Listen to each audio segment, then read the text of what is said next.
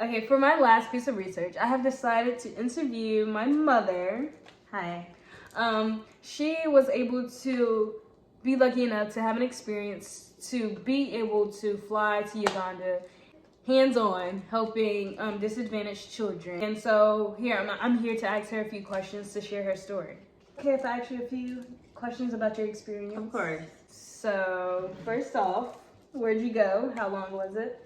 Thank you. So I went on a 10-day trip to Uganda, and this was in 2016.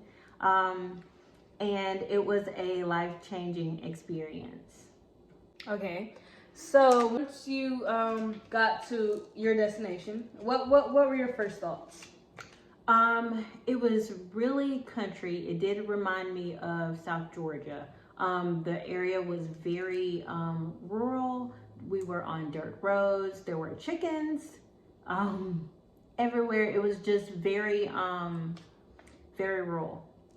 And there were homes that were built out of natural substances, out of clay, out of, sticks. And to really just see it in person was, I was just in shock. What were the main things that you were doing to help? So we actually, before we left, we were able to gather everyday items for these people that we take we take for granted. Flip-flops. There were dresses that were sewn for the children. Just basic t-shirts, like from the Dollar Tree that were like $1. We packed suitcases as much as we possibly could with these basic items. While we were there, the biggest thing is that we were going from house to house in the villages distributing items. Every child, every person would get like a pair of flip-flops, and if it were, a guy, he may get a t-shirt. If it were a child, they may get a dress. And this would be an item that they would probably wear every single day for at least 6 months or until it was no longer wearable. Yeah. Did the children go to school? Yes. The village that we visited, the organization that I was with at the time was called Orphan's Heart. They actually built a school in that area.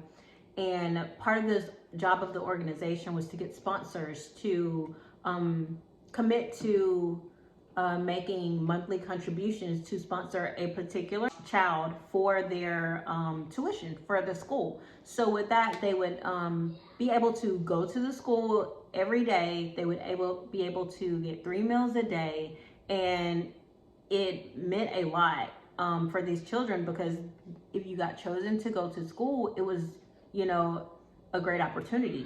Because if not, you were just standing around, basically doing nothing all day, just helping out, laying around, smoking, just doing whatever.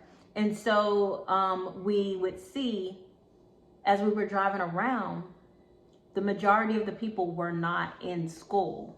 So the select few children that were able to, get sponsorship and get into this program were able to attend school on a daily basis, and they had uniforms, and they were provided haircuts, and it was really an honor to be one of those students. Like, how would you say the food was?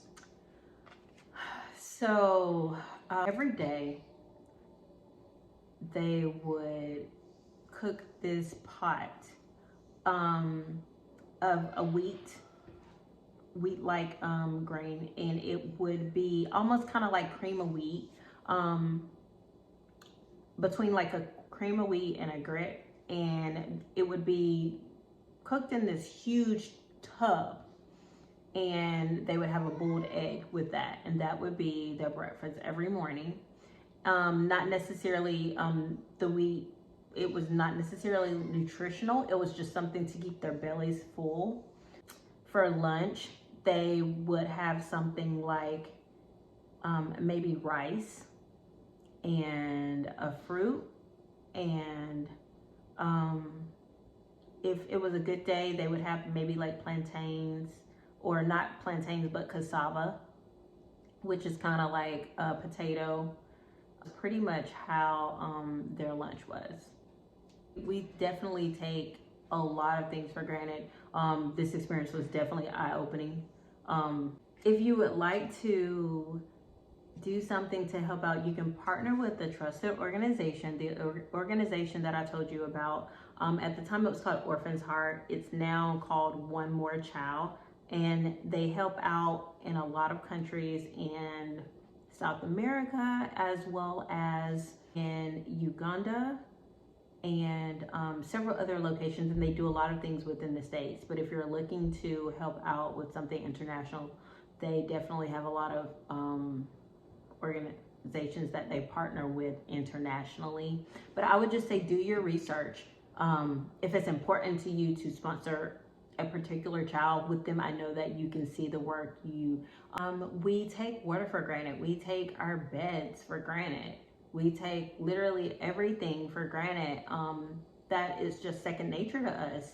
And having this experience, an experience like this, you definitely develop a higher level of appreciation for the things that we have every day, and we don't even think about clean water.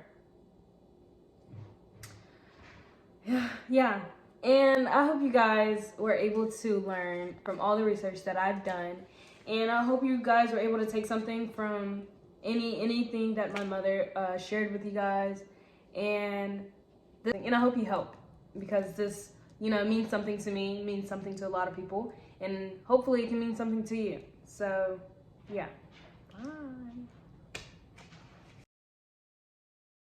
Bye. Right. You got literally just like 2 or 3 more takes. So prepared. I didn't think I was going to be talking that much in Uganda. And start over.